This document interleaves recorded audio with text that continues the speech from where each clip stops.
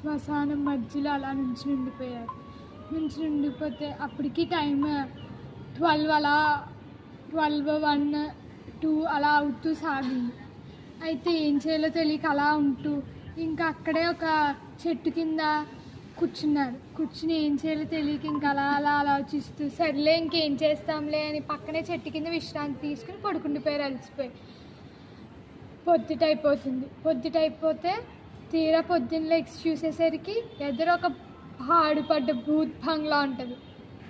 ఆ భూత్ బంగ్లా ఏంటా అని అలా అలా ముందుకెళ్ళి ఓపెన్ చేసి చూసేసరికి అందులో మొత్తం రూమ్ నిండా శవాలు నిండి ఉంటుంది.